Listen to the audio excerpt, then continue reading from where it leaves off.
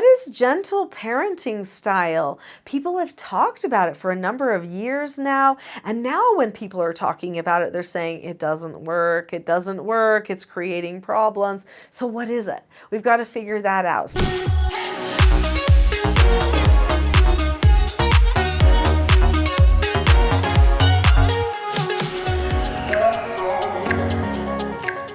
So the gentle parenting approach to parenting started back in 2007.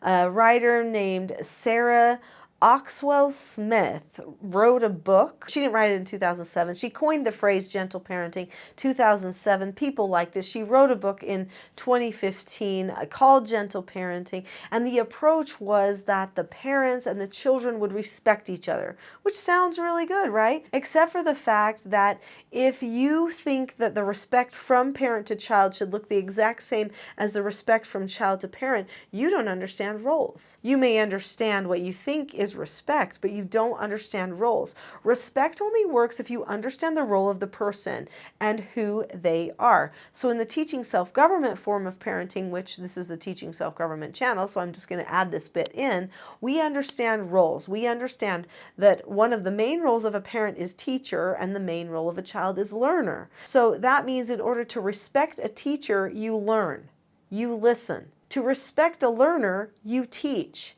That type of respect is different. So you can say we need to respect each other. True. That means we need to understand each other's roles. Roles are so important that I ended up writing a book. After my first parenting book, I wrote a book called Roles: The Secret to Family, Business, and Social Success.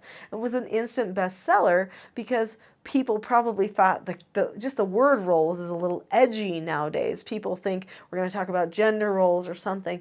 But honestly, if you ignore roles in the family, you are just embracing a lifetime of dysfunction. Another key component of gentle parenting is empathy, caring, understanding, making sure that you are feeling what the child feels, right? And that you're telling them to tell you what they feel. So every time the child experiences any emotion, the parents are going to this feelings place. This is a lot of work for the parents and the children, and it doesn't necessarily solve a behavior problem. It might lead to some feelings understanding, but it doesn't empower a person to move forward. This is one of the big problems with gentle parenting that people have recognized, is it leads to a lot of emotional entitlement. We now have children in their teens, even early adulthood now, who are starting to lash out at their parents. They're destroying property. They're doing risky behaviors. They're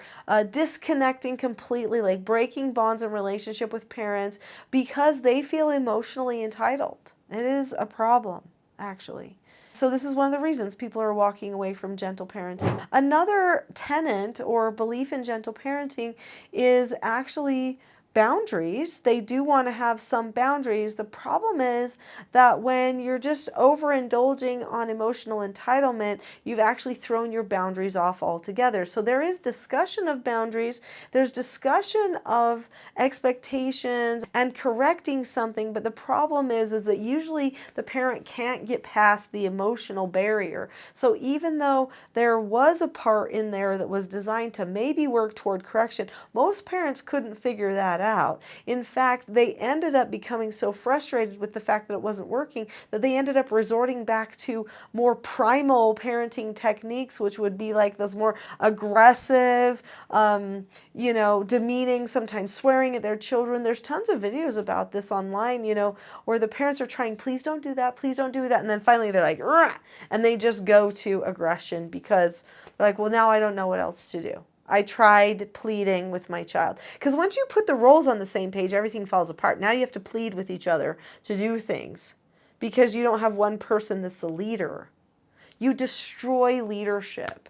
And that probably wasn't the goal, but it is what happens in that gentle parenting approach. So gentle parenting really does put a focus on who victimized you, whose fault is this, instead of like, listen, no matter what happens, what can I do to solve my problem?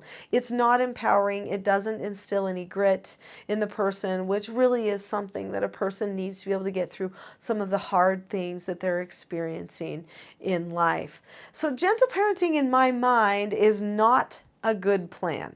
I think it has been proven not to work, and now there's a lot of families that are trying to recover from it. They've got their children in treatment facilities, and maybe even they're estranged from their children because they leaned too much into gentle parenting, and the children basically just, whenever the parents wanted to tell them something they should do, they just abandoned the whole idea of it altogether. There are a lot of things about parenting and being gentle that are actually good, and the teaching self-government system of parenting does create a structure and a tone where there is calmness, there is, I guess, gentleness. I hesitate to say the word, but parents aren't aggressive. Okay, they know who they are, they know how to teach, they know what they're doing, and they know how to solve the problems when they come. Those are some of the main things that we're missing from the gentle parenting approach.